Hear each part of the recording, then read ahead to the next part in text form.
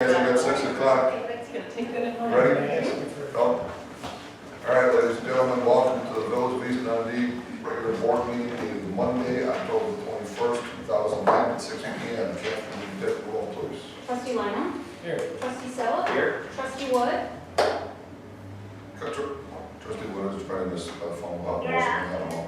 Trustee Mahoney? Here. Trustee Andreessen? Yes. Trustee Coonsey? Here. President Miller? Here. And if you rise and join me for the Pledge of Allegiance. Pledge allegiance to the flag of the United States of America and to the republic for which it stands, one nation, under God, indivisible, with liberty and justice for all. All right, thank you, folks. First thing I'm going to do this evening, I apologize for my voice here.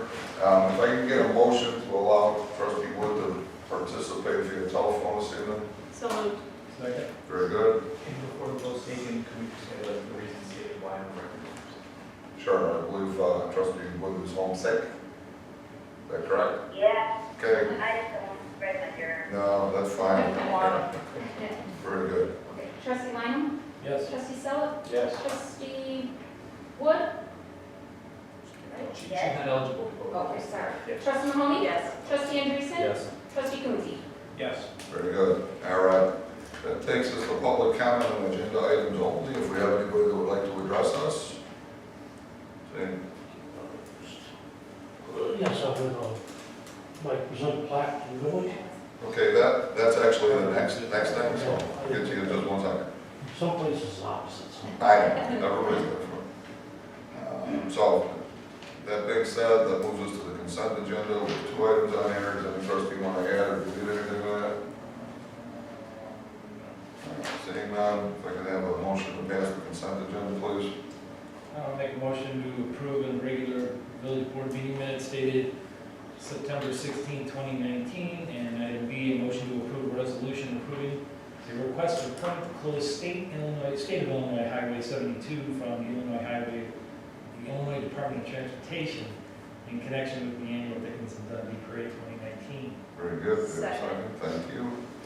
Trustee Lina? Yes. Trustee Sella? Yes. Trustee Wood? Yes, Trustee Mahoney? Yes. Trustee Andreessen? Yes. Trustee Coonsey? Yes.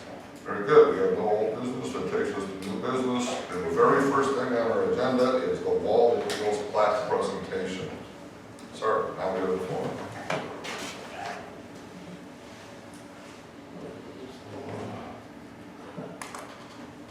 On behalf of the American Legion Post, Dundee, Cartersville, 679, and True Patriots Care, we'd like to present this plaque for support of the wall that heals the Village of East Dundee. It reads as follows: thank you, Village of East Dundee, for your support, bringing the wall that heals to our community. It allows the souls enshrined in the memorial to exist once more among family and friends in the comfort and support of our community. Very good. On behalf of the Village of East Dundee, I will gratefully accept this. I will not shake your hand over them getting over a cold. You've done enough for our country. Thank you so much. Thank you, yours. Yep, enjoy.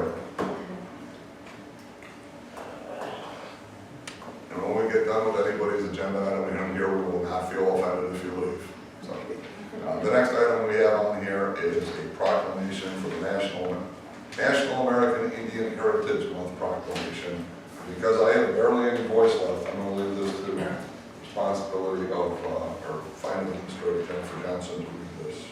Of course, and I believe we have 2 members present. Okay, thank you for coming. This is a proclamation in honor of National American Indian Heritage Month. Whereas the history and culture of our great nation have been significantly influenced by American Indians and indigenous peoples, and whereas the contributions of American Indians have enhanced the freedom, prosperity, and greatness of America today, and whereas their customs and traditions are respected and celebrated as part of a rich legacy throughout the United States, and whereas Native American Awareness Week began in 1976 and recognition was expanded by Congress and approved by President George Bush in August 1990.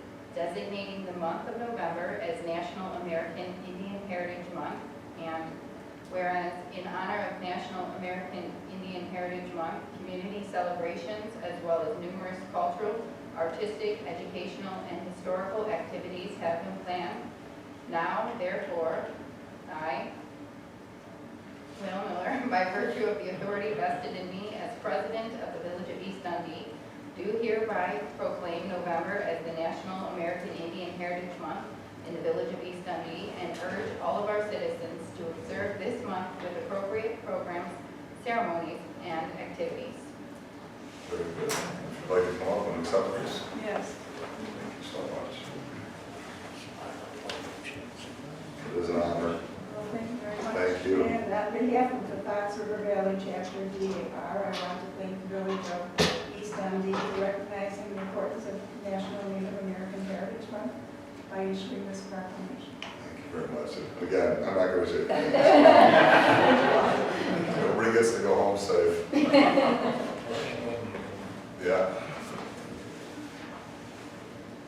Thank you. Okay.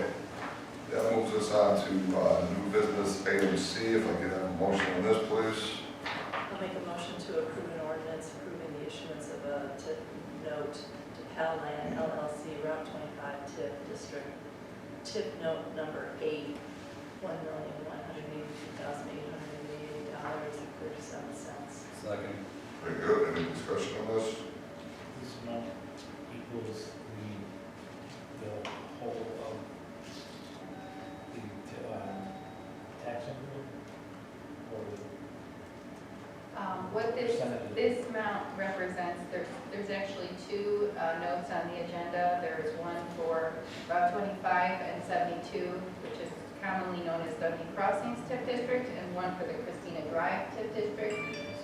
So this is the 8th note issued for Dundee Crossing and the 6th note issued for Christina Drive.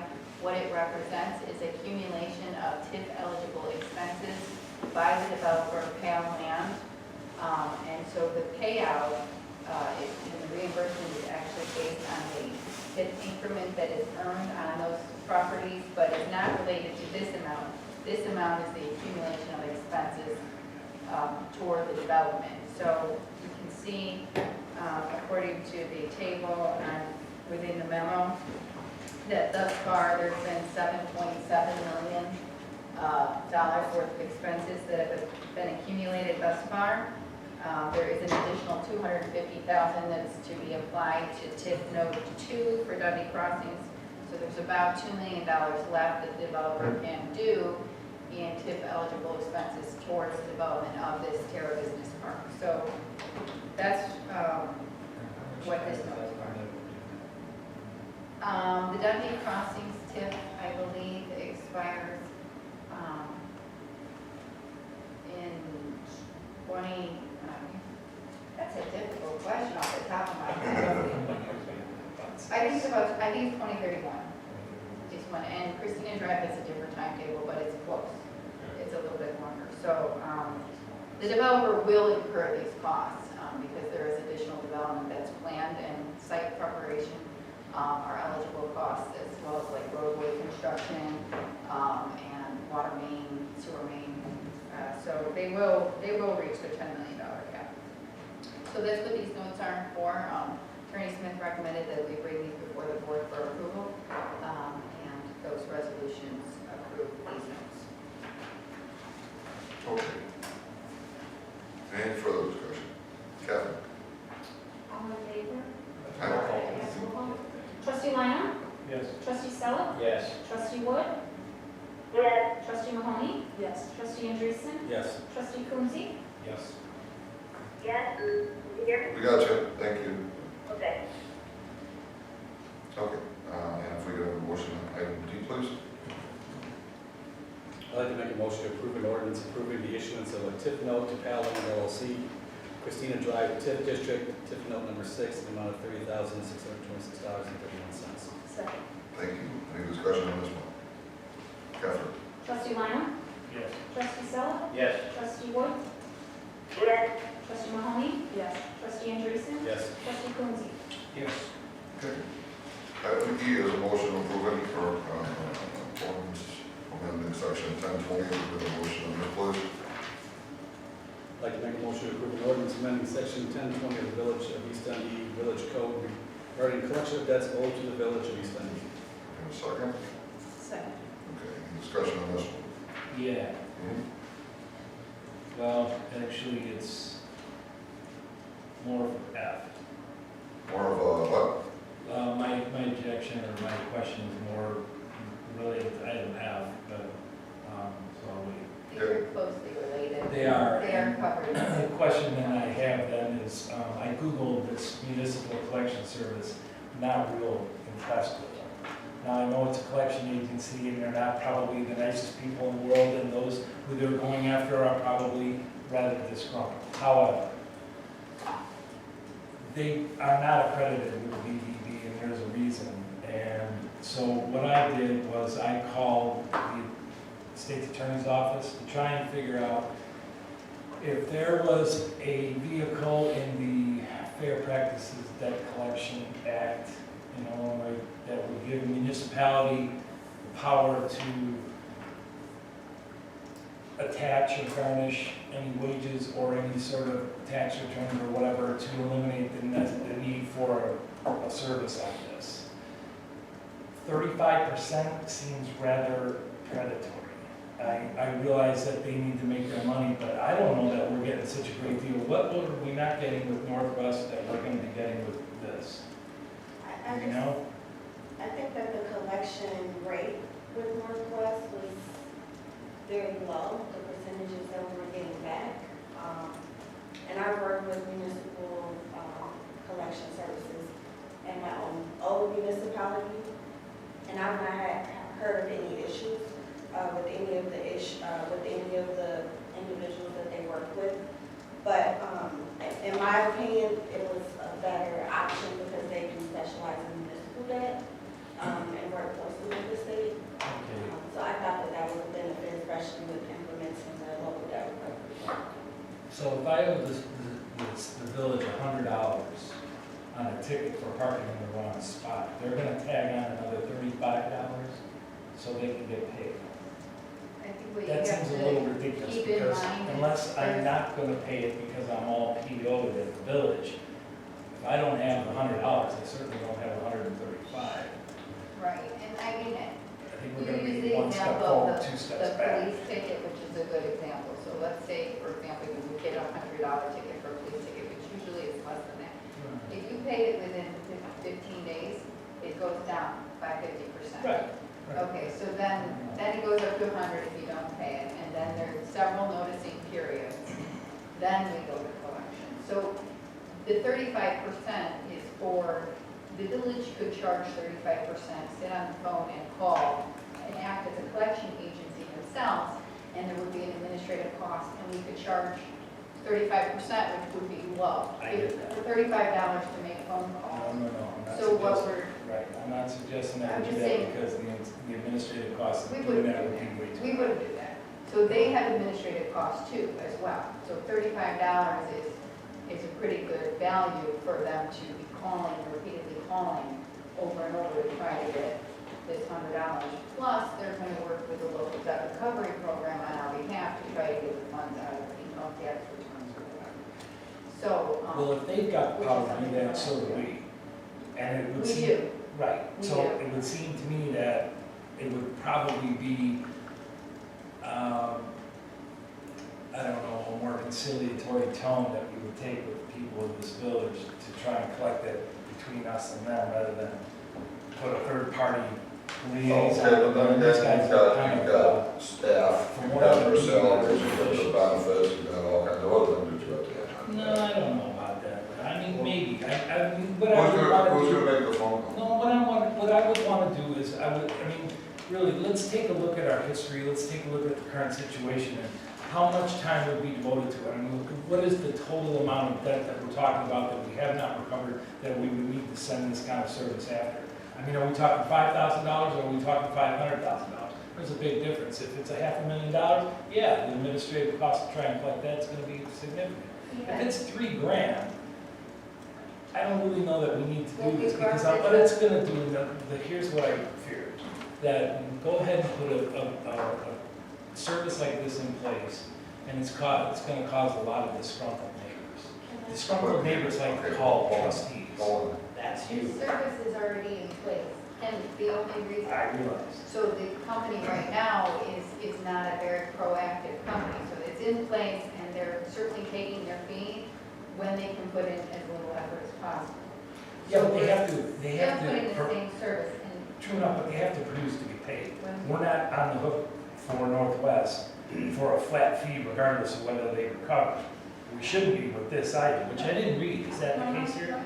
We don't hold them Yeah, any. guys, Yeah. So the current agency also implements about a 30% fee for certain tickets, and it can even go up to about 50% depending on the type of ticket that they're collecting on. So it's about the same as what we're implementing now. It's not much different. Okay, so we did vote for the debt recovery program with the state of Illinois. Why is that not sufficient? Why do we have to add on this second layer? Well, we already have the second layer in place, we're just not satisfied with the results. And we have about, if you recall, we have about $50,000 in red light camera tickets that have not been paid. So we want to pursue both options, and this debt collection agency can work with the state and they can work through their own methods, so they'll have a higher success rate. Because at the end of the day, you have to remember, you get your state income tax. Many of you probably don't get a return from the state. If you do, it may be $200, $300. It's not significant. So we feel like we need to have both layers because we know that the state income tax is not going to be, it's not going to be successful for everybody who owes us debt. It's going to be successful in some cases, but it's not going to be completely successful. So we just figured we should also work in tandem with our collection agency, but we took a look at our collection agency and realized they're really not working very hard on our behalf. And we've kind of let that pass. Couple questions. So they, and Jeff, I understand your points, I mean, but there is no such thing as a nice debt collector. I mean, because if there is a nice debt collector, they go out of business. Because, you kind of gotta be a, guy, person that's going to a special place to help collect debts. But what I would say is on the 35%, that's added on to the amount due, so that's not coming out of our percentage, correct? We're getting our full amount, and then 35% is added on to the pay or person paying the bill. No, I get that, but here's the thing, I mean, and I'm not trying to, defend the indigent or the deadbeats of the world. What I am saying though is that we're gonna continue to tag on higher and higher fees on the amounts that are currently owed. We have $100 coming, they collect $135, and we still got $100 to get that. But I don't want the village using our personnel to collect debts because you need to have somebody other than a village administration saying, hey, pay us the money, hey, pay us the money, hey, pay us the money, because you want problems in the village. No, Have our local personnel making those phone calls, right? no, You want a bad I'm not suggesting that at all. cop. Sorry, use police. What I am suggesting though is, and I would like to find this out, I would even actually call for tabling this until we do get the answers, is if there is a way to attach either we can easily, property, do whatever it takes. Garnish a wage, if we could put some mechanism, if there is a mechanism like that in place that we can utilize to recover this money, then I would rather go that, and that administrative step can't be that costly. it may or may not, there's a cost for filing liens, et cetera. I certainly see it as more onerous than garnishing somebody's wages or filing a lien on their house than it is to tack on $3,500 to a $100 bill. If you didn't pay your electric bill, or your comment bill, or any other bill, or your mortgage bill, or your tax bill, or anything else, you will incur a penalty after a certain amount of time that you're going to have to pay. True enough, but that's a private concern, and they can cut off the services that they're providing. This is a public concern, and we can't do that. Well, what So we happens don't if you have- purchase something and then you don't pay the bill? Basically what you're doing is you receive a service there, whether it's an adverse service and So, let me ask you this, is it a true statement that says we aren't going to be paying municipal collection services anything in the event that they don't recover? I mean, if Yeah, they're that's whole the sole case. source of They make income money on what is- they get. and nothing from the village on top of that. Correct. So there is no flat fee No. portion that's going No. to assure that. Yeah. Okay. They're also able to negotiate, and so you're saying, well, how can someone who can't afford $100 afford $135? They have the freedom and the flexibility within the agreement to negotiate that. And I think it's to 50% reduction, right? Up to a 50% reduction. 50% reduction of their fee, Oh, no, not of the amount owed. of the ticket. Wait a minute, we're going to hand off the, Sometimes The you have to collection- do that in that collection. It's no different than a payment plan. wait a minute, we have absolutely zero history with these people. What I read on the internet, I don't want to give power to negotiate the village's money coming back to us on a, Jeff, something's better than nothing. Jeff, I gotta stop you. There's a point of no returns in what spending money to get nothing back is a waste. If you get 35, if you're fighting this thing for a year and you get $35 out of your $100, sometimes that's the best result, right? I will say this, All we're doing is setting a precedent. If you get a ticket, we're not setting a precedent. don't pay. We've already set the precedent, Leave we're it out, already doing and this. you'll get cut in half. So there's what's the way to go. Just a different company. Always don't pay, and we'll never collect on it. That's It's what just a we're different doing. company. Yeah. Not a whole lot of difference. Hold on. Can I ask one more question? Yeah, go ahead. $50,000 on the red light cameras, seems like, I mean, what do we average a month in these adjudication areas, maybe 10? Well, That okay. seems like we're going back many years. Hang on a second. I see where you're going with that, and I agree with your point. And what I I would, didn't make a point. well, okay, go ahead. I was just gonna say, if we're years back on some of these, I mean, could we just sell the debt to somebody and let somebody worry about it? I realize you can take a big cut when you sell the debt, but, you know, Yeah, I mean, you is that can't, an option? we have options, and we're looking, because the local debt recovery only goes back 7 years. That's with the time period we're focusing on, but, is it possible to sell our debt? Well, first, we're gonna offer amnesty program. We're focused on debt reduction. Selling the debt, You can do that. There are companies out there that'll buy the debt for a percentage of what's owed, and then they'll collect whatever they get. Do you think these debt collectors are going to be nasty when Hey. they see those? well, that's kind of what we Let me finish. I just want to ask a couple of questions here. What I would have liked to see in this, and the write-up on this is fine, but I'm a data guy. You mentioned $50,000 in red light cameras. We know that those are, well, is it $100? Statute's $100. $100, okay. What I would like to see on this, and I guess the first question is there a time concern on this time? There's not, okay. What I would like to see, just for background information, and I don't know if this is going to inform our decision on this or not, but I think it would be helpful to the board to get a better understanding. Obviously, in any business that you're in, you're going to have people that don't pay or are slow pays or whatever. That's reality. I'd like to see something broken down into tiers of how much, like Trustee Lyman mentioned, if somebody owes us $500,000 and they're not paying. I don't see that as a realistic possibility. Is there anybody that owes us to your mind $500,000 or something that's not paying? I don't think so. I'm talking total. I know, I get it, but what I'm saying is, can we break it down by, bundles of dollar amount? Like, what's the average that somebody owes us? And then, what's the average length? And then let's give us some categories too. Like, if you were to give us the top 10 of categories, we don't have that many services. We've got red light cameras, we've got water bills, we've got garbage bills, what else? Adjudication fines, right? So that could be considerable. We've had adjudication fines recently that have been, in the several $1,000s. So if we could just get a breakdown so we could see the timeline, because it may be to our advantage at some point to draw a line and say, look, we're not gonna bother sending something for $100 to them, but, right, at least that way, maybe we can inform our decisions a little bit better. That's where I was getting to with your question. I guess my one comment about that though is we can certainly run reports on what the outstanding debt is. But all we're asking the board tonight is to leave a collection agency that isn't working and change collection agencies to one that we do have prior experience with that is working. We don't wanna look at the opportunity of not having a collection agency, because then we're in a worse situation than we are today. And my point was necessarily not to tie what I'm asking for to this. Okay. It's really, I just like to get a better understanding understanding of what people aren't paying and how long they're not paying. I mean, if somebody's got a red light ticket 3 years ago and hasn't paid the thing, yeah, send them out for collection.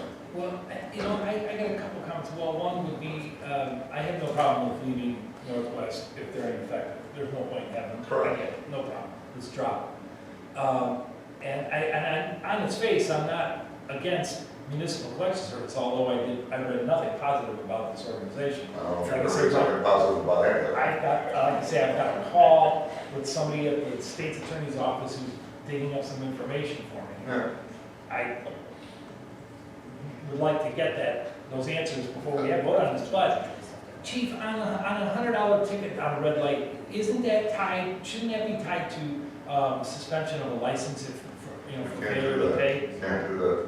Why?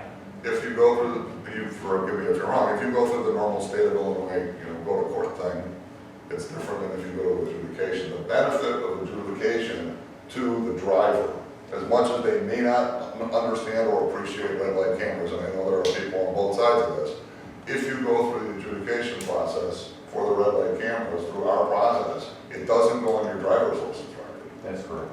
That's the biggest benefit to this, is yes, you may pay an equal or lesser fine than That's if for you went to. violation, I get that, I'm talking about failure to pay.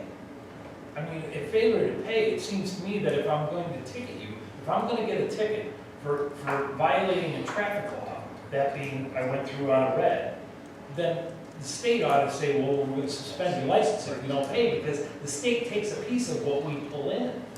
So it's like, wait a minute, what do we The get? state doesn't take a piece of It's this. a red light camera. No, and my understanding on red light is administrative only. Correct, So there's no reflection on your driving record or your license. Correct. You pay, don't pay. in theory, Administrative process. correct, in theory, the point of the fine is to offer a correction to, behavior, so that people won't do it, that the financial is simply enough. As opposed to, okay, you get, let's say you run a red light and there's an officer there and he sees you and he gives you a ticket. Now, not only are you gonna pay them $100, but you're gonna have to go to court. You may also have to pay fees, and depending on your record, you can lose your license. Right, Right? Points on your driver's license. Correct. right, but are we sure that the state isn't taking a piece of, there are six separate $6 charges that are being paid to red light cameras. So, After that, they take the first. Let the chief. so true confessions, last week, I received in the mail a red light violation. And wait a minute, the flag, well, the vehicle in question was registered in my name. That's all I'm gonna say about that. But the fine was $100, payable to the municipality, and that's what I wrote the check to. And it was not here in town. No, I get that, but the red light camera company, after they take their $1,500 per camera right off the top, they take $6 administrative fees, They do. and they split the rest of it with us. We end up walking away with about But $30. but the state One doesn't of get those, that. are we sure about that? Yeah. Because I'm thinking one of those $5.99 administrative fees goes to the If the state figured out that they were gonna make money off of this, there would be a red light camera on every corner. Just about is. No, there's But not. they're gonna control the municipality whether or not they have them. But All right, I see your point. Do we have anybody else that wants to offer up any opinions on this? So, where I'm at right now is, we need that collection, these guys are gonna do a better job, we think. I'm not opposed to going and talking to them, I'm also not opposed to listening to, whatever you get back. yeah, I just want to find out. I mean, I'm like I say, I'm not against dumping Northwest, and I'm not against necessarily on face against picking up municipal collection, but I would like to The whole get point some answers is, on some of the if questions. you that I spend raised. 35% and get a 50% return, as opposed to spending 30% and getting a 20% return, That's. right? And are these guys gonna be nasty on the phone, and are people gonna complain to the No, Better I Business guess. Bureau? Yes. And I'm sure Northwest, they were not a whole lot more pleasant. They're But I know not. the nature of that business is what it is. At the end of the day, we're already doing this, we're just picking a different company. Right. No, I don't. Okay. That's it. So, All right. Ready to vote. all right? Catherine? Okay. Trustee Lina. Well, wait a minute, which one are we We're going? on E. E. All right, E, I'll vote yes. All right. Trustee Sella. Yes. Trustee Wood. Trustee Mahoney? Yes. Trustee Andreessen? Yes. Trustee Coogan? Yes. All right, now we're on F. We can get a motion on this. Well, my motion would be to table, if I can get a second. We have a second on the motion to table item F. Last chance? Okay. Can I get a motion on item F to approve the I'll resolution? make a motion to approve a resolution approving an agreement between Municipal Collection Services, Inc. and the Village of East Dundee for collection services. Thank you. You have a second? All right, very good. Any discussion on this? Now, Jennifer, on this contract, I assume we're not tied in for any length of time. I mean, if for whatever reason, we were to do an agreement with this company and find out that, you know, they're whatever, there's somebody we don't want to associate or affiliate with, we can terminate the contract, by the company, correct? A 60-day opt-out, I think. Okay. It's a 3-year term Yes. with extensions that you can terminate on 60 days prior to the end Yeah, of the term. Well, 6 days prior to the end of the Well, term. what's the Correct. cost if we terminate halfway through? There's no set cost, the contract would just continue until its natural term. So we're locked in regardless. That's what's in the proposed contract. So, worst case, we're locked in for 9 months? No, it would be 3 years. It would be, the initial term is 3 years. Yeah. You can terminate, you have to send the notice of termination at least 60 days prior to the end of the 3-year period, and then it would renew for 1-year periods thereafter. Okay, so you have to affirmatively not renew it. Correct. Okay. All right. Anything else? Kevin? Trustee Wyman? Yeah. Trustee Sella? Yes. Trustee Wood? Yes. Trustee Mahoney? Yes. Trustee Andreessen? Yes. Which Trustee by the way, Coogan? I don't remember this. Yes. I don't care. I want my constituents to know I'm fighting for them. We love that too. Okay. Item G, if I can get a motion to approve our amended dog ordinance. I'll make a motion to approve an ordinance amending chapter 92 of the Village of East Dundee Village Code regarding enclosure of vicious animals and dangerous dogs. Second. Thanks. Discussion on this, and no, we can't sleep. I've actually got just a couple of things as I was going through the course. Yes. So in the ordinance itself, under the definition of vicious animal, it's got an A, B, and C. Is that and, or is that an or? Is it like, is it any individual dog and any individual dog, you know, those sections of the and, or is it an or? Or is it an and or? And I know it sounds silly, but it's a transactional guide. It would be an or, it's the disjunctive. If Okay. it's any of the 3 criteria, Okay, so- it would be considered vicious. And as a practical matter, what is the difference between A and C?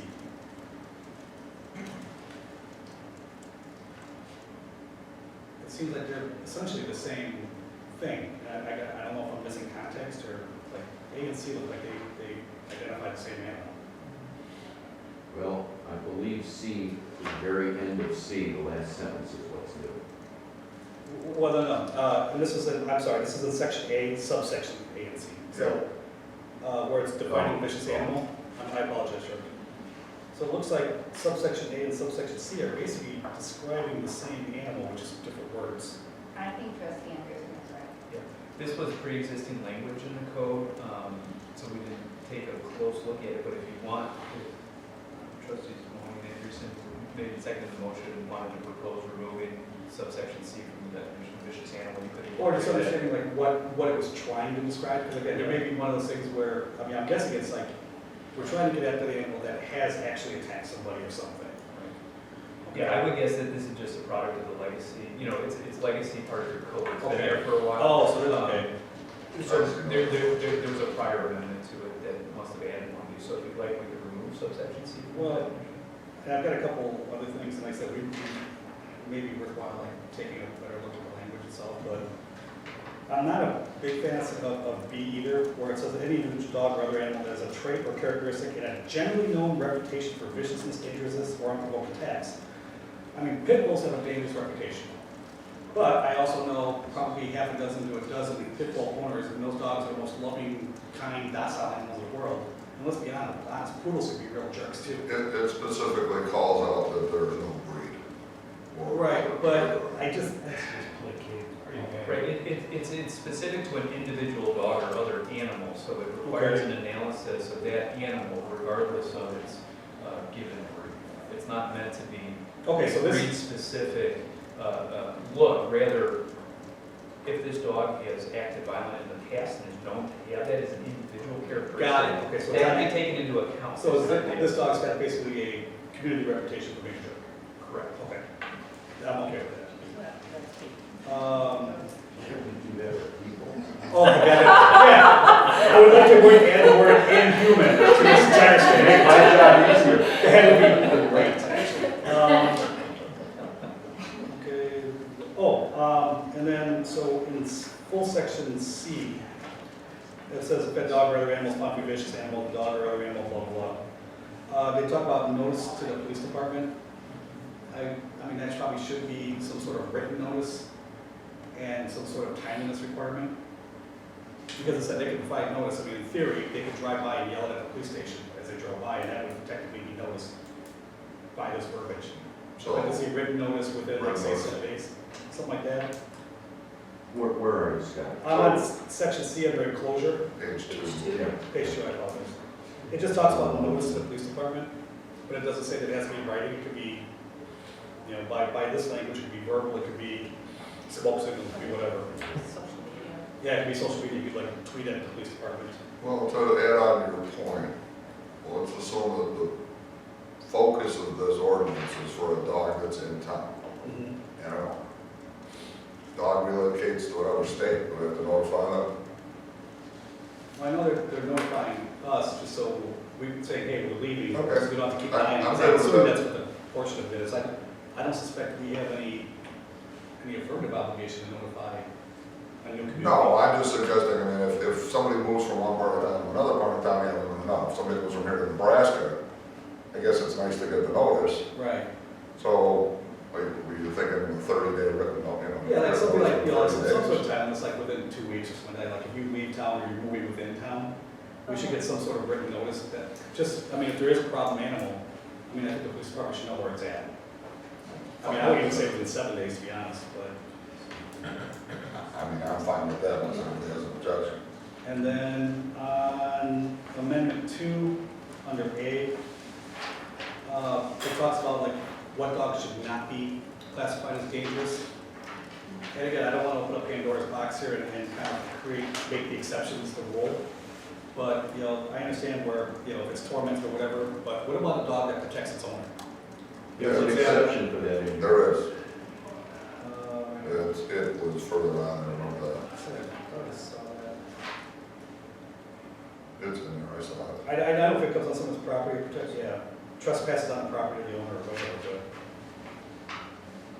but I would just want to make sure that there is something in there where, I saw that language in there, and that's So why. if you look at subsection D of Amendment 2, it states that dangerous includes but is not limited to a dog that behaves in a manner that a reasonable person would believe poses a serious and unjustified imminent threat of serious physical injury. So the animal is, if the dog is defending its owner, the owner would argue that that was a justified reaction by the dog. So the idea here was to use language that was flexible enough for, yeah, well, that's what I want. for the adjudicator or a circuit court judge to decide, was it justified use of violence by the dog, basically. And that's all I wanted, is something enough where there's enough flexibility, because there's always going to be that one outlier. It's like, oh, I didn't think of that. Where maybe a dog did act viciously, but there was a. Protecting the owner, yeah. Yeah, something. Absolutely. And I don't think it's possible to craft a definition of dangerous that would take all of the potential justified situations Right. into account. So by using the unjustified here as a qualifier, I think it is a flexibility. And then the last thing I have is on section 6. Can this ordinance, once put into place, be used with a certain level of retroactive effect? Like if we've already identified, let's say, No. 2 dangerous dogs in the community saying, hey, we know they're dangerous, or do we have to wait for them to do something again? There's the ex post facto prohibition for retroactive applicability. It's not going to be easy. No, it's not possible. I just didn't know if this was one of those things where it's like, okay, we know there's dangerous dogs, we now have this ordinance. The only thing is, once this ordinance passes, the minute that we do that phone call, it's in effect, that they will then have to comply. See, my concern is I don't want the next situation to happen, because the next time it might be a 3-year-old kid. Well, I And again, I'm not trying to create chaos and hysteria here, I didn't know if we could somehow, so we've identified at least one or two situations, and I know there's just been police stops where a dog was kind of going maniac in the front lawn towards the police officer, and it's like, so we know that there's someone in the community already. Well, I mean, what I would suggest perhaps is, I mean, how many cases are we talking about in town? Is it one or two? Well, we had a second one. Okay. But we It- had, I was gonna suggest that if, once this thing is, approved tonight, that we make a copy of this ordinance and send it to those two people. Say, just so you Well, know. the second person did put both of her dogs down. Okay, But yeah, we can send it to her, sure. just fair warning. but also to that Don't point, send it to them, actually, put the dogs. No, not the one that's putting the No. dogs down. Oh, no, but also to Maybe with a that, box of flowers. also to that point oh. is that, going back to point B under the definition of vicious animal, we know that those dogs that are still in the neighborhood, that we've had this history with them. So that point B already covers that, would cover that. Yeah, right. Yeah. If there's another incident. Correct. Right. I didn't read anywhere in the ordinance where there was, and maybe I missed it, where it addressed a periodic inspection of an enclosure after a couple of years. I mean, if these things start to deteriorate over time, if we know that there's a dog that's been being vicious or whatever, and it's in a proper enclosure, what happens in 3 years? If that enclosure is still suitable or whatever, if they're gonna maintain or keep that animal, then I think we should. Initially, it does, this They have amendment to- does give us the right to go in and certify that it's acceptable. Right, from today, but what happens in 3, 5 years or whatever? If these dogs don't get nicer over time. They make them debt collectors. Right, I mean, So, just like with most code compliance issues, I have a feeling that the village usually relies on complaints to trigger an inspection process. You could add language here that says that enclosures, that the owner of a dog that's enclosed shall allow the village to inspect every so often. Yeah. And, if the enclosures are viewable from the public way, the officers could look and see if it's still standing, I suppose. or in neighbors that might this not. case, we cannot see into the yard. Okay. So that kind of language could be added, if someone refused to allow the village on, we could get a search warrant and go down that. Well, is it worthwhile? I mean, I tend to think it is. I don't want to add a whole, give you something to manage. But I think that if we're going to allow these things, first off, I think we ought to just do away with certain breeds altogether, or breed. In this case, the Conversation. dog owner did not build an enclosure. Right. She chooses to keep the dogs in her house and then never lets them, if she has to, they do their business out in the yard, it's on a leash. Is this on the one on King? Yes. Yeah, that's a problem, big time. I've had a number of people tell me that the force with which those animals bang up against the door and the glass, eventually, those storm doors are gonna give. They already broke through the wooden fence. Yeah. They went right through the doors on that. I know. If they can break with their force a wooden picket or two, But passing this ordinance they're gonna tonight, break through a glass panel. if we pass this ordinance tonight, they're required to put it in a closure. Well, he just said that the owners chose not to do that. If they keep the dog inside, are they required to close the enclosure? Under enclosure, if the enclosure is in a room within a residence, the door must be locked. Right, well, and exactly, and so in the event that they want people come over to their house, they'll put the dog away into a separate room, so he doesn't attack anybody. But my thought is though, is that it's probably not gonna be the case. That situation on King is a powder keg, I'm telling you. That one's gonna come back to haunt us. Which is one of the reasons we're here tonight, Yeah, it's gonna happen. because,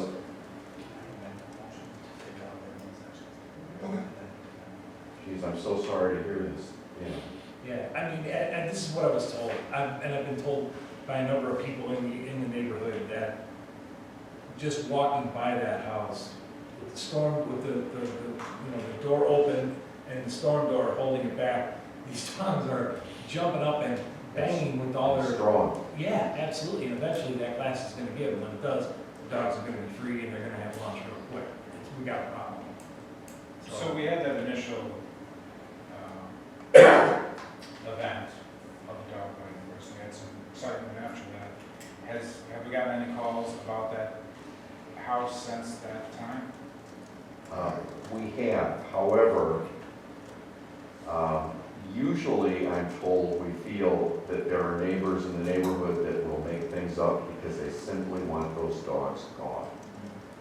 And stories like you're telling. No, And- well, okay. And while I'm sympathetic, and I might very well feel the same way if I lived there in that neighborhood, there's not much we can do with some of the things that we're being told. Well, and I get it, you have to take, I don't wanna say you have to take it with a grain of salt, but No, we just to will let get you to know, it. the people that have informed me of the house on King live on Howard. So they're not immediate neighbors, so. I don't believe those dogs have been out in the public at all. They're in their yard or in their home. The yard on a leash only. In the front yard, No, or in the back. no. They got through the fence, they went right. I know, I saw it. Yeah, that fence is, I mean, that's a 3-foot, 4-foot fence. That isn't, obviously, I mean, But let's focus on the ordinance itself, and about that applicability of it later. Well, I guess my question would be, and I've read this a number of times, perhaps I missed this. If they're in a house, they say an enclosure is a rule within a residence, the door must be locked, right? This is the animal may be allowed to move about further within the entire residence if it is muzzled at all times. If the dog is let outside, for whatever reason, does that justify the need for an enclosure? I'm sorry, I don't understand. Okay, I've got a mad dog, I keep it in my kitchen, right, and I like the dog, but twice a day, I go walk the dog in my backyard. Well, you got a sturdy fence now. Okay, I do, this person may not. So, we have language in here saying what should happen on the inside of the house, but, does that mean that they have to, if they're gonna let their dogs outside several times a day, as everybody with a dog has to, is a leash adequate, or do they have to have something I else? think a muzzle also is what it Yeah. says. Yeah, That addresses Jeff's concern too, if there's a dog attacking a screen door, like going crazy, well, it's gonna have to have a muzzle on it. If it doesn't have a muzzle, it's a violation of the ordinance, I would suspect. okay, so it's a violation of the ordinance because they're putting a muzzle on their dog that's kept in their kitchen, I get it, but by the time the dog gets out the door without a muzzle on it, it's gonna be too late. It's not like they're gonna be doing wellness checks on the dog and finding out the muzzle all day long. You know these people aren't gonna keep a muzzle on their dog inside their own house. So the ordinance as proposed also allows the village's administrative adjudication hearing officer or the court to order the animal be removed from the village. So going forward, you have that as a tool in an appropriate case to order that the animal be removed, and if they ignore it, then you get a court order to require it. Here's what I'm gonna suggest.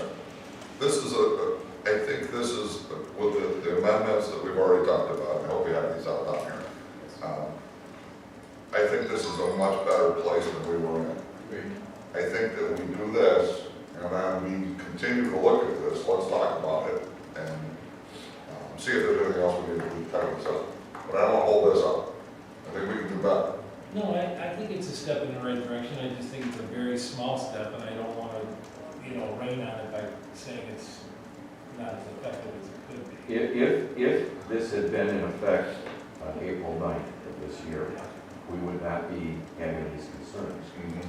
Yeah. That's the idea. Yeah, Right, but that, of course, is a true statement, but it also supposes the responsibility of the owner, which obviously is not the case here, or a responsible owner. That's how I feel. Yeah. okay. Absolutely. Yeah, I agree that we're going in the right direction, but I also don't want to get so overboard with it. I agree. So I think it's a fine line. We have to enforce accountability on the dog owners. And these horrific situations that happened in the past, we can't obviously let those happen again without doing something. But I Correct. don't want to get like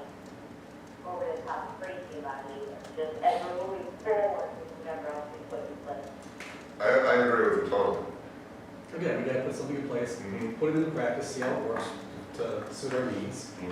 And if we identify that if for whatever reason it doesn't suit a particular need, come back and readdress it. It's better than having nothing at all, because I think it addresses the needs that we've identified to date. Yeah, I mean, my two things, kind of jumping off of what Jeff said is, you have an elderly person or whatever the case, and the dog pulls, let's go to the leash, right? That's number one. Number two, the dog busts through a screen door. What do? How do you legislate against that? You can't. Right? You can't. Just like you can't legislate common sense. You can't do it. So, you know, let's think about what other steps we could take that would address those two things, and I think I'll be here. Well, one that immediately comes to mind is one that Kirsten just warned against, Mhm. you know. And I mean, would there be anything that would preclude the village from eliminating any certain breeds? Okay. Good. What? From the breed Yeah. related, Would we have the power, would we have the authority to prohibit certain breeds? I would never be for I that. think we should do that. I'm just guessing. I don't know. there are legal limitations on breed-specific, animal regulations, and I could certainly get back on that and discuss that. Okay, I let's, would never be for that either. okay. So, we can get out of here in a reasonable time, so Nick, we still have a couple of things to do. Any other discussion on this? I'll give everybody their share. Okay, Catherine? Trustee Lyman? This is all the amended version, what we're Correct. talking about with the amendments, okay. Yeah. Trustee Lyman? Yes. Trustee Sel? Yes. Trustee Wood? Yes, Trustee Mahoney? Yes. Trustee Andreessen? Yes. Trustee Coonsey? Yes. Okay, financial reports, you have the warrants listed in your packet. The only report I have this evening is, I want to thank everybody, we haven't had a meeting in such a long time, I have to go back and try to figure out where we were. But I want to thank everybody that worked so hard on Heritage Fest, it was a great success, the weather was, Oktoberfest, sorry, I'm sorry, I'm still, Good job. no, cold. And, yeah, Oktoberfest too. So, I mean, Public Works, you guys did a great job as always. It was a ton of work, a lot of work in the rain, putting out the extra hay, getting all that stuff down there. You guys did a great job. And I'll make sure that you let you guys know. Everybody else on staff, Brad specifically, you did a great job. I got tons of compliments on how the thing was set up this year. Everybody liked the bands. It was all good. And for all the trustees that showed up and participated and volunteered. And for all of our volunteers that showed up and helped work this, that helped us make the success. I want to thank them. The only thing I think that's new since the last time we met was we got to participate in the Chamber of Commerce Community Service Award. That was a good event. We presented the award to Kate over at the Uncommon Palette for putting out a slate of volunteer events on her own volition. And hope that that continues to be successful. And I've talked to her about a couple more things that we could do. So that's really all I got. Let's throw it on the table. We'll start Trustee Coonsey. I went to the Quadcom board meeting, 3 weeks ago now? Is it wrong? Mm-hmm. The main issue was the radios that they're buying, we're going to be buying. Starcom radios. Starcom radios, beginning of next year, it's going to be, according to George, broken up into several payments at least, so but that's coming up. We're going to do a lease purchase, probably 7 years.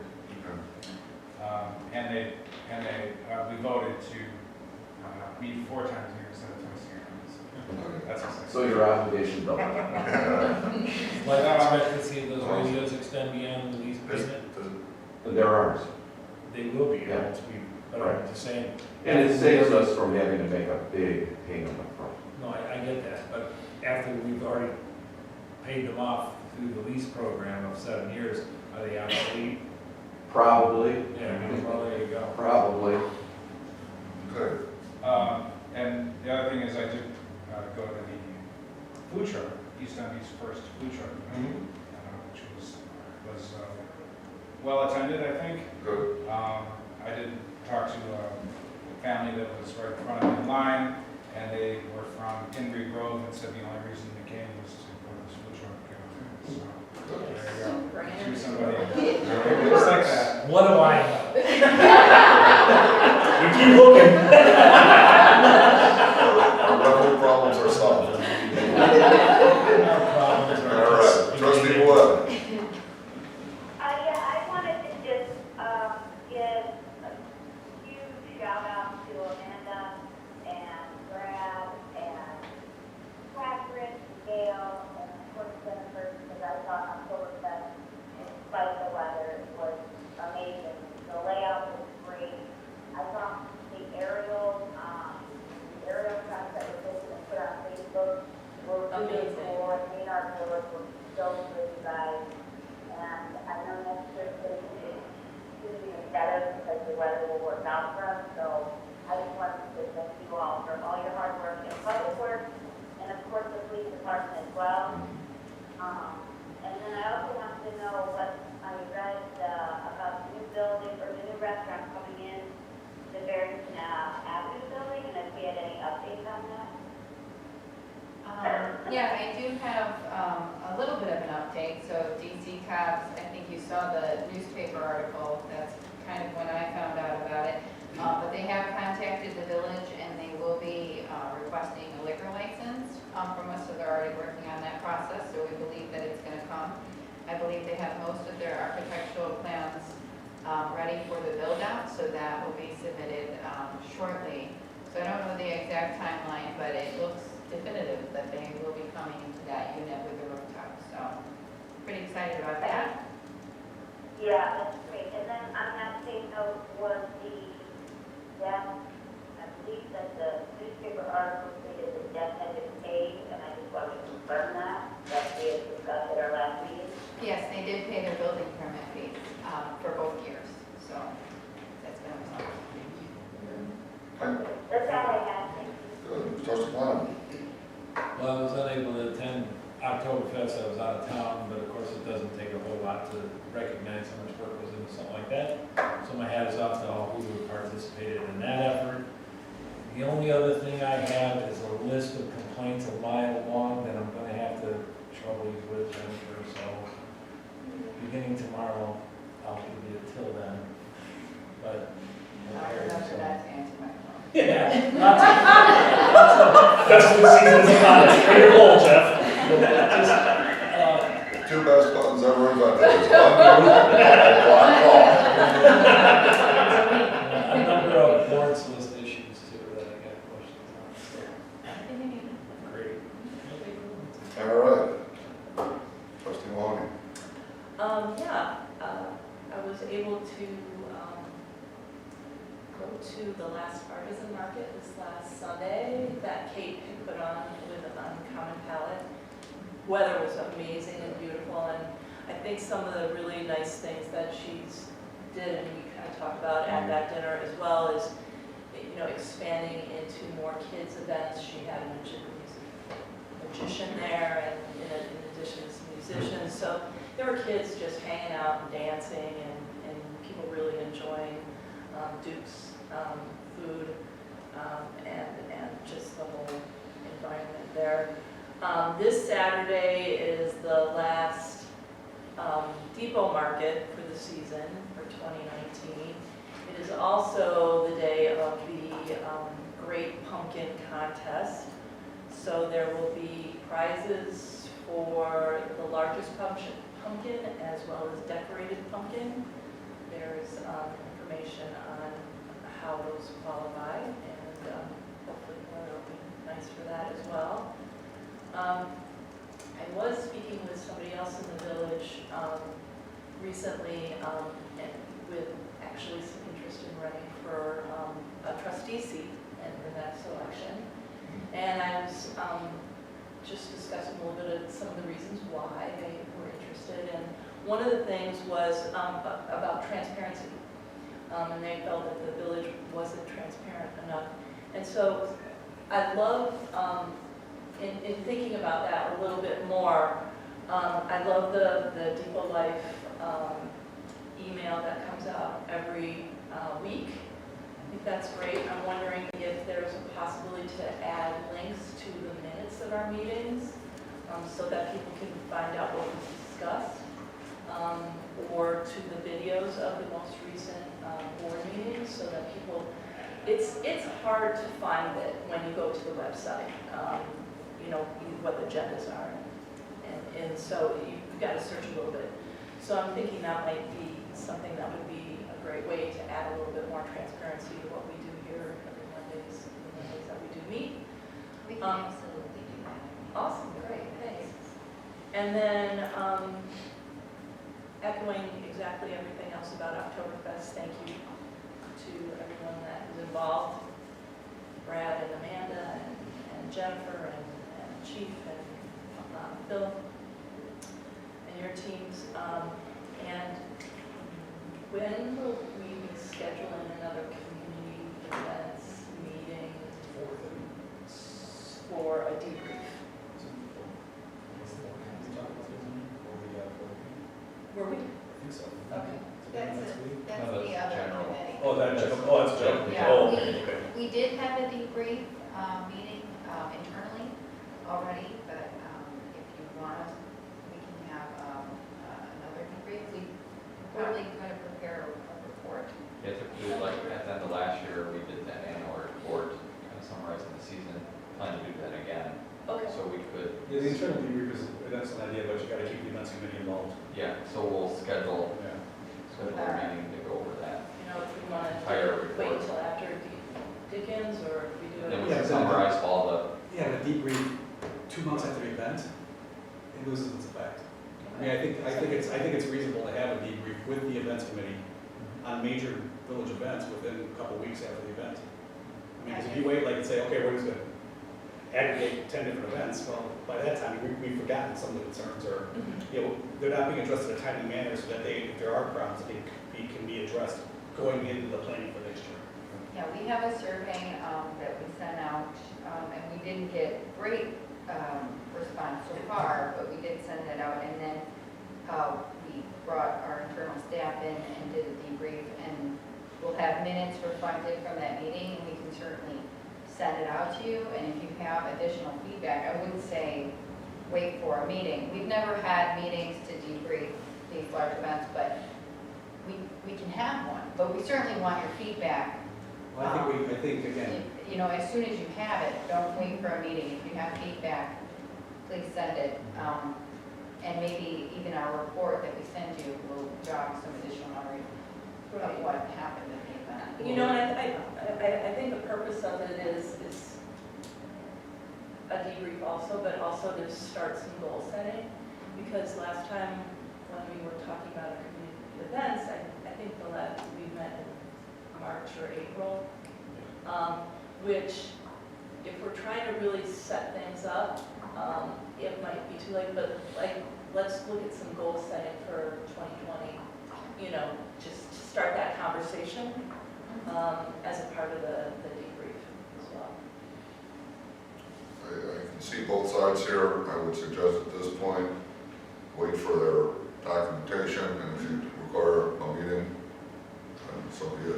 well, I mean, I just don't think it's a horrible idea to have a meeting as a matter of practice. No, I because whether it's agree. been done in the past or not, I don't. I don't think it's a horrible idea either. I'm just suggesting that if you see their documentation, well, yeah, this is okay, this is what I was thinking too, right? Then you have a meeting. It doesn't matter, Yeah.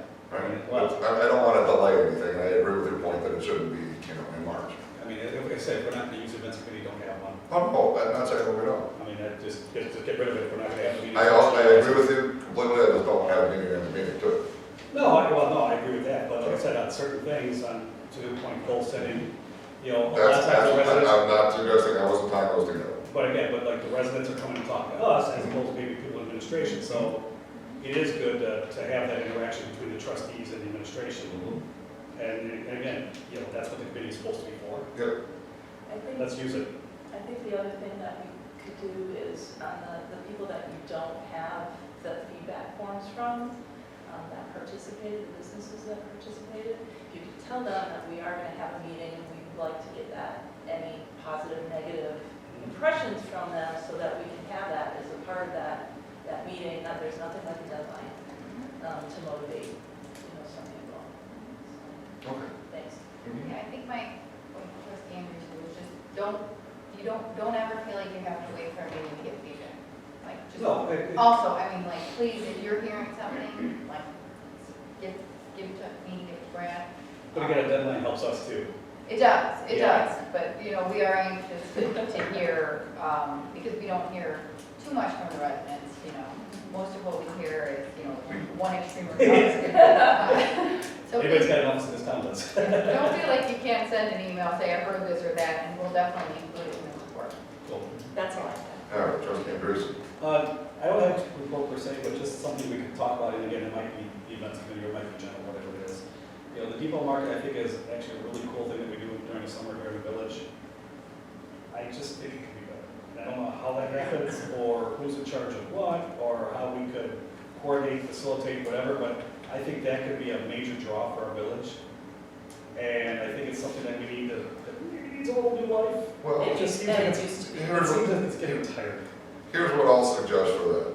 Before we get any staff involvement in this, it's an outside organization that does this. Kathleen's very familiar with them. It's a great group. They do it for a great reason. We support them completely. They do need some help.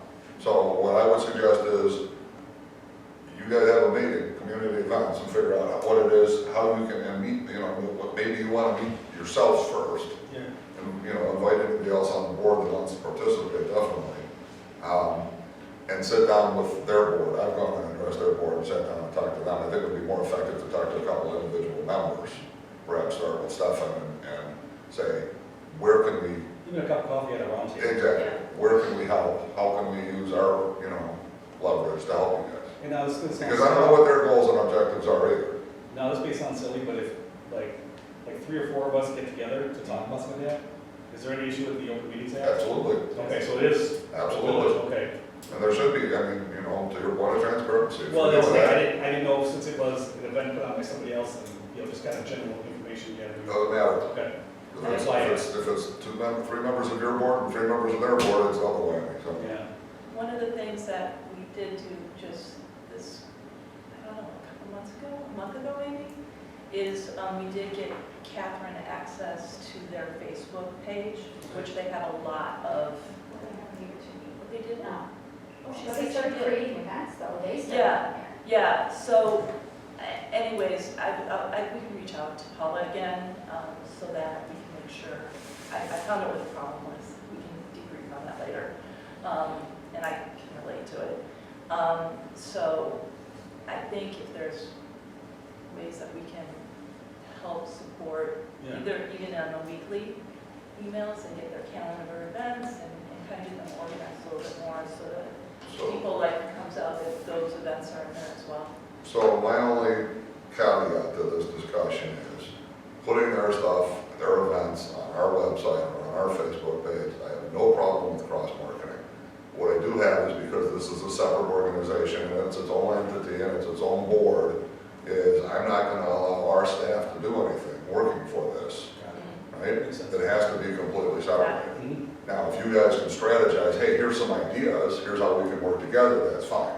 But I'm not gonna spend any time, village time, resources, or personnel on this issue because they have their own thing to do, Agreed. right?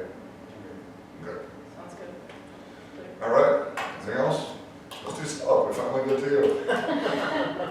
Just echo the thank you to staff for working with us, that was really nice. Very good. Village administrator. Okay, it's been mentioned already, but there is a general services, general village services committee meeting, right? Or, November 4th, right, 4 o'clock, right? so the purpose of that is to review some logo designs that were prepared by Zeller, and talk about where we want to go from there. So we'll keep the whole board updated, but we'll bring it to the committee first. And then I wanted to inform you that the cannabis item has not been brought back before the village board, primarily because Attorney Smith has alerted me that there is a trailer bill coming in the veto session, which may alter some of the language, specifically with regard to cannabis lounges. And so we're kind of waiting to see if they may be prohibited going forward. We don't know what the cleanup language is going to end up being, so we're going to wait and see. I'm also interested in watching the legislation that's drafted by other municipalities so that we can adopt some of their language if they come up with regulations that are good and would be in our favor. So that's why the cannabis hasn't been brought back yet. It's not tabled for much longer, but mid-November is when the veto session ends, so we should know what happens there. I also wanted to remind you that in addition to the last Depot Market, there was also an event Diamond Jim's is putting on that is a bike event, and there will be, if you recall, they're gonna separate the stereo thing. There's a contest to see how the quality of your stereo, so it could be loud. Motorcycles. So we have asked them, if you recall in our discussion, not to do that during the Depot Market. So if they're on Myers Street closed. and Myers Street will be closed, which you approved. So, And 65 dB is the limit,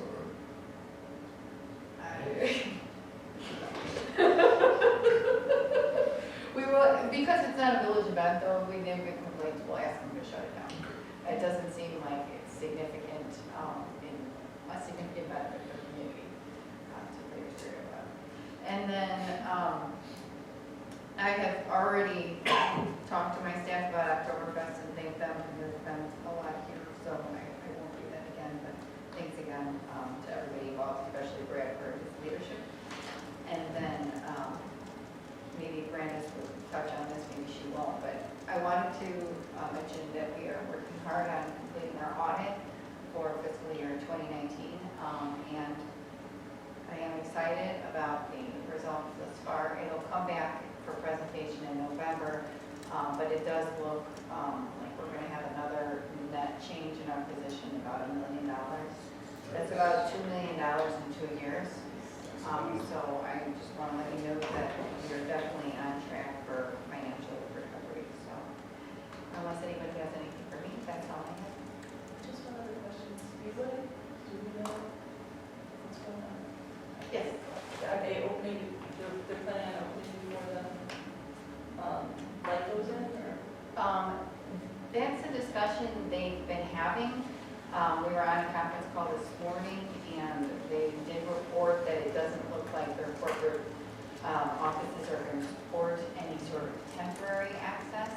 At one point, they were looking at putting in improvements for their access, and they pulled back on that. So it doesn't look like they're going to open until the signal is up. That could change. What we know for sure is that the construction will occur in spring. Or at the earliest, I should say. But I believe that the project will be let this year.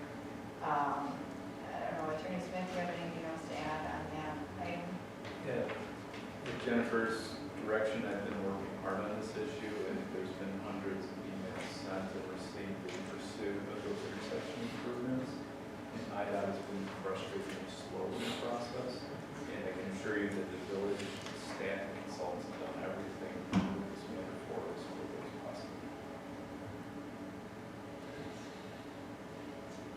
All right. Village attorney, No report this evening. village engineer, No report. chief of police. I just want to remind you that this Friday is Halloween. And as with last year, if any of you would like to volunteer, the police will have a table. Scott, you did last year, that was wonderful. I'll try to do again this year. Okay, great. Our newest officer, Steve Bima, will staff the table. I'm not able to. I have to be at a conference downtown. It begins on Friday. It'll be a lot of fun, I think. It sure was last year. Okay, Thank you. good. Public Works. No report. Building officials not here, finance director. Okay, good. All right, public comment. Phil, is the deep well going in?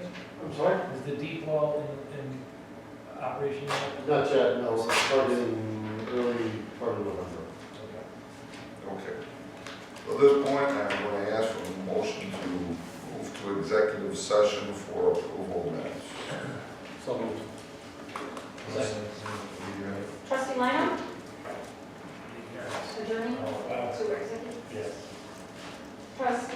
Sella? Yes. Trustee Wood? Yes. Trustee Mahoney? Yes. Trustee Andreessen? Yes. Trustee Coonsey? Yes. President Miller? Yes. And so, quick